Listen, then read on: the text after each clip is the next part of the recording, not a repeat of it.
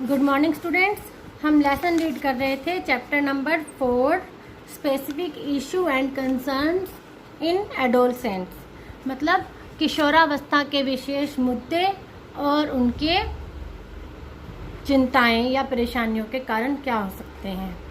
तो इससे हमने पहले रीड किया था eating disorder of adolescents, number 1 anorexia nervosa and number 2 is bulimia nervosa. इसके आगे हम रीड करते हैं नंबर 3। इसका पॉइंट है depression. Depression is the state of feeling low and aversion to activity. It can affect a person's thought, behaviour, feeling and sense of well-being. It creates a constant feeling of sadness and lack of interest. Depressed adolescents feel sad, anxious, hopeless, worthless, guilt and hurt. They lose interest in their activities which are once pleasurable. They face problem in decision making and concentrating. Depression can lead to emotional and physical problems. They feel life is not worthy living. Depression क्या है? ये एक प्रकार से अवसाद की स्थिति है। इस समय में व्यक्ति उदास और कोई भी कार्य करने के लिए तैयार नहीं होता और यह किसी व्यक्ति के विचारों को, व्यवहारों को और उसके सोचने के तरीके को बदल देता है। यह जब होता है तो व्यक्ति बहुत ज़्यादा उदास हो जाता है और उसका किसी भी काम में इंटरेस्ट नहीं रहता। अपनी आदतें जो पहले उसे वो काम करने में खुशी प्राप्त होती थी, अब उसे वो इंटरेस्ट नहीं रह जाता। और इस समय में वो जो डिप्रेस्ड एडोलसेंट्स हैं, किशोर हैं, वो बहुत ज़्यादा उदास, परेशान, होपलेस, आशा रहित हो जाते हैं और ये सब उनके इमोशनल और फिजिकल प्रॉब्लम डिप्रेशन के कारण हो सकती है। वो अपनी लाइफ से भी खुश नहीं रह पाते। उनके लिए अब लाइफ किसी काम, वो सोचते हैं कि उनकी लाइफ किसी काम की नहीं रहेगी। कॉजेज, इसके क्या कारण होते हैं? Number 1, during adolescence it happens they often feel that they are not able to adjust with their peers and family. वे सोचते हैं कि वे अपने जो मित्र मंडली है और फैमिली के साथ एडजस्ट नहीं कर पा रहे हैं। They are not comfortable with the fast changes that are coming in their body. कई बार वो अपने जो बॉडी में परिवर्तन हो रहे होते हैं एडोलसेंट्स के, उनके प्रति वो परिवर्तन एक्सेप्ट नहीं कर पाते। They are not able to accept their physique and feel awakened as they are obese or too skinny. कई बार वो अपने जो फिजिकल स्वरूप अपीयरेंस है उससे भी वो संतुष्ट नहीं होते। कुछ को तो यह लगता है कि वो बहुत मोटे हैं और कुछ को लगता है कि वो बहुत पतले हो गए हैं, तो इस कारण से वो डिप्रेशन या डिप्रेस्ड हो जाते हैं। नंबर 4 रीज़न हो सकता है when they feel their parents and teachers have high expectations from them and they can't cope with it. जब उन्हें लगता है कि उनके टीचर्स और पेरेंट्स उनसे बहुत ज़्यादा आशाएं लगा रखी हैं और वो इन आशाओं को पूरा नहीं कर पाएंगे। Fear of rejection by opposite sex member, विषम लिंगियों के प्रति उनसे इनकार की भावना का डर। Apprehension of failure and not achieving goals of future, असफलता की भावना से डरना और जो फ्यूचर में उनके गोल हैं उनको प्राप्त ना करने की भावना, मतलब उससे डरना डिप्रेशन का कारण हो सकता है। He feels parents and society is putting too much responsibility on him. वे सोचते हैं कि उनके परिवार ने और समाज ने उन पर बहुत ज़्यादा उत्तरदायित्व डाल दिए हैं। Too much restriction by parents, और बहुत ज़्यादा अगर पेरेंट्स टोका टाकी करते हैं तो ये भी डिप्रेशन का कारण हो सकता है। इसके बाद है signs and symptoms of depression. They may differ from person to person but common symptoms are. ये हर किसी व्यक्ति में सेम नहीं होंगे, कुछ ना कुछ अलग होगा, बट जो कॉमन सब में दिखाई देते हैं वो सिम्टम्स हैं कॉन्स्टेंट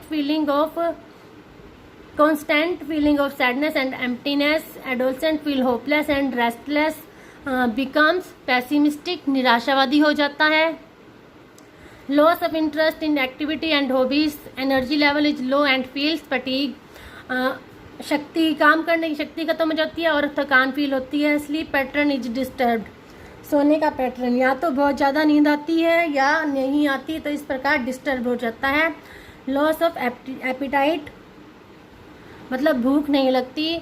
सुसाइडल थॉट्स में होकर, कई बार वो सुसाइड करने, आत्महत्या करने के विचार भी डिप्रेस्ड पर्सन के मन में आने लगते हैं। How to manage and treat, ये हमारे सिम्टम्स हो गए डिप्रेशन के।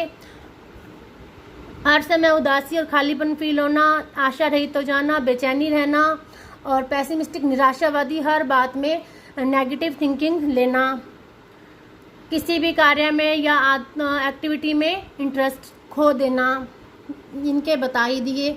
How to manage and treat, इसको अब इसका मैनेज कैसे किया जाए, इसका ट्रीट कैसे किया जाए। As soon as the symptoms are seen treatment should start, जैसे ही हमें डिप्रेशन के सिम्टम्स दिखाई दें, हमें इनके लिए उपचार कर देना चाहिए। Professional treatment from doctor should be taken as it reduce the chance of reoccurrence, doctor से ज़रूर सलाह लेनी चाहिए क्योंकि इससे उसके कारण जल्दी ख़त्म किए जा सकते हैं और दोबारा ना हो, इसका भी ध्यान रखना पड़ता है। Number 1, parents and teacher should not put too much responsibility if they feel the adolescent is in unsure of himself. माता पिता और जो टीचर्स हैं उनको बच्चों के, किशोरों के ऊपर इतनी उत्तरदायित्व नहीं दें अगर वह खुद पर अपना भरोसा नहीं रख पा रहा है। अगर उसे लगे कि मैं यह कार्य नहीं कर पाऊंगा, तो ऐसे उत्तरदायित्व देने की ज़रूरत नहीं है। They should B praised and encouraged for their small achievements.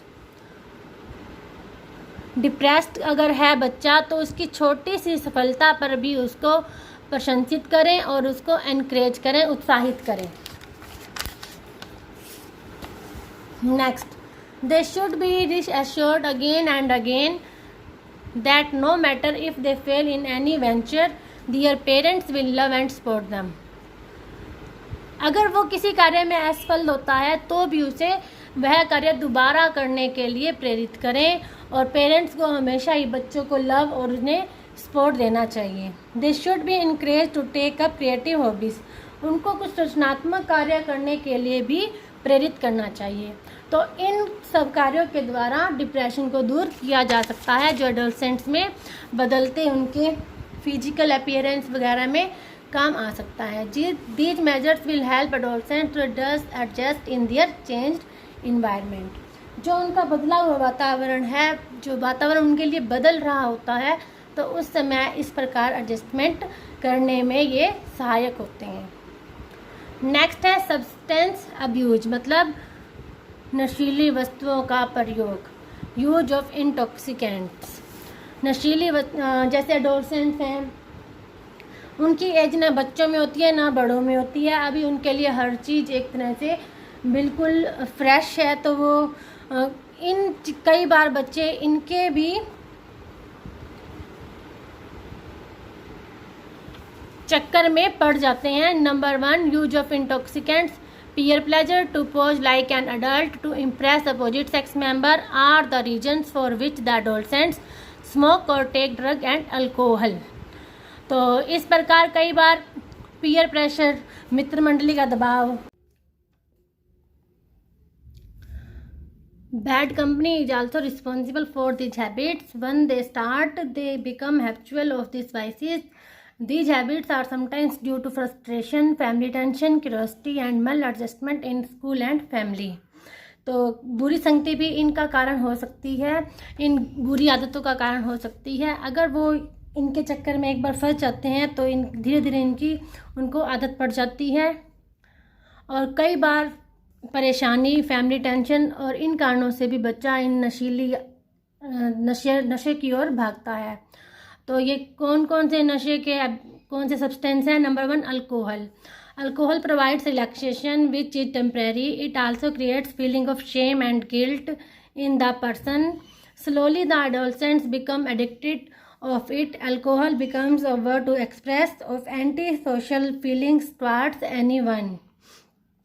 It leads to bravely and foul behavior. It lowers the self-esteem of adolescents and the adolescent is disapproved by the society. Alcohol से आराम मिलता है, ये जो एक अस्थायी भाव होता है।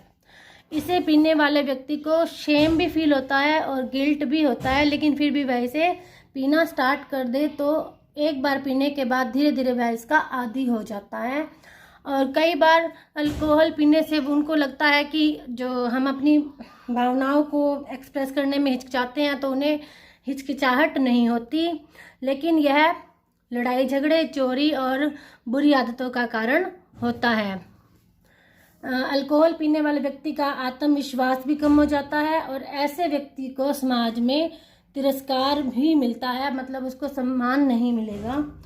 तो number 2, smoking is also commonly present in adolescents. They start smoking due to the peer pressure and for showing to opposite sex member. Smoking भी आजकल बहुत ज़्यादा कॉमन हो चुका है किशोरों के बीच में, और जो स्मोकिंग स्टार्ट करने के कारण होते हैं उनमें होता है पीयर, अपने मित्रों का दबाव, और दूसरा जो उनके विषम लिंगी जो फ्रेंड्स हैं, सदस्य हैं, उनको इम्प्रेस करने के लिए किशोर ये लेना स्टार्ट करते हैं। लेकिन excess of smoking is dangerous for their health. ज़्यादा स्मोकिंग उनकी हेल्थ के लिए बहुत ज़्यादा खतरा है। सम adolescents taking paan masala and gutkha just for the heck of it. इनके साथ साथ वो पान मसाला और गुटखा भी लेना स्टार्ट कर देते हैं क्रश के लिए। In the long run they have very harmful effects on the adolescent health. लेकिन इन सभी चीज़ों का ज़्यादा समय तक इस्तेमाल करना उनकी स्वास्थ्य के लिए डेंजरस है। They can cause throat and lung cancer. Smoking करने से गले और फेफड़ों का कैंसर होता है। They should be warned and made to understand about the danger of such habits. किशोरों को इनके प्रति जागरूक करना चाहिए और इनसे होने वाले खतरों के बारे में बताया जाना चाहिए। Number 3, drugs. Drugs are very popular these days among adolescents. These are drug mafia who lures young children into these things, and when they become addicted, they blackmail them for doing antisocial activities. The adolescent ones hooked on drugs cannot get out of this habit. Main problem drugs की ये है कि ये एक तरह से drug mafia चलाते हैं जो छोटे बच्चों को पहले इसका आदी बना देते हैं, फिर उनसे चोरी या जो भी समाज में ना करने वाले गैर कानूनी कार्य हैं वो करवाते हैं। प्रॉब्लम यहाँ होती है कि जो एक बार ये ड्रग्स लेना स्टार्ट कर देते हैं वो उनकी हैबिट बन जाती है, वो उसे छोड़ नहीं पाते।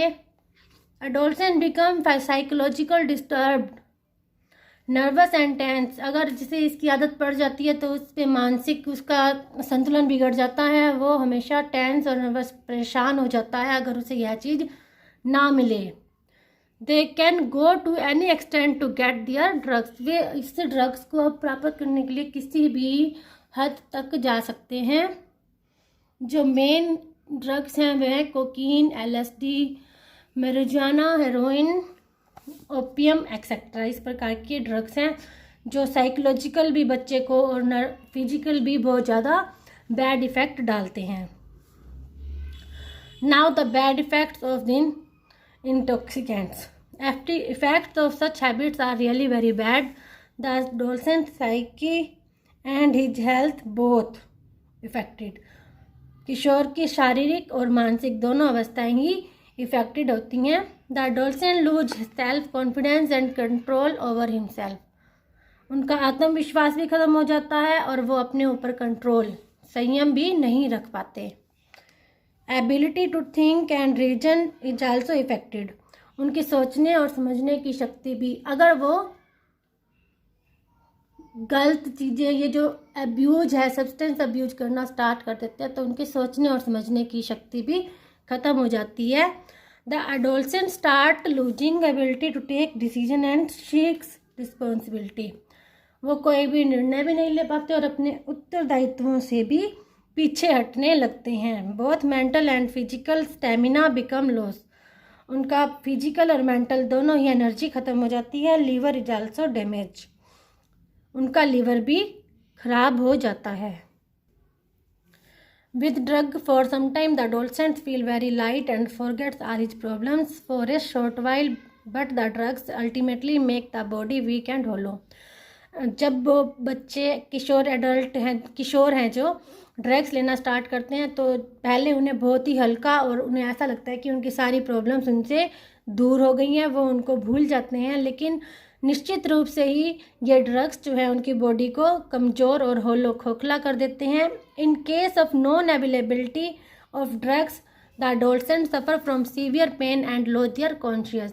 लेकिन जब ये एडिक्ट हो जाते हैं और जब इन्हें ये ड्रग्स नहीं मिलता तो उसके बाद उनके शरीर में काफ़ी ज़्यादा पेन होने लगता है और वो अपनी जो कॉन्शियस है उसको भी भूल जाते हैं, अपने आप को भूल जाते हैं. The adolescents become so habitual of drugs and vices that to gain them he can indulge in any crime and go to any extent. वही बात है, जब इन्हें इनकी आदत पड़ जाती है, बहुत ज़्यादा इसमें इंडल्ज हो जाते हैं, जब वो एडिक्टेड हो जाते हैं तो उस समय उस ड्रग्स के लिए वो कोई भी क्राइम करने को भी तैयार हो जाते हैं. वो अच्छे और गलत की सेंस भूल जाते हैं. It is very difficult to get rid of this habit. और इस बुरी आदतों से निकलना बहुत ही ज़्यादा मुश्किल है. Only specialist and doctors can help. Under their guidance in special clinics this habit can be treated.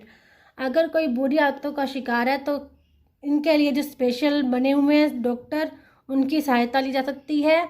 उनकी गाइडेंस के साथ ही हम इनसे किशोरों को छुटकारा दिलवा सकते हैं. Thank you.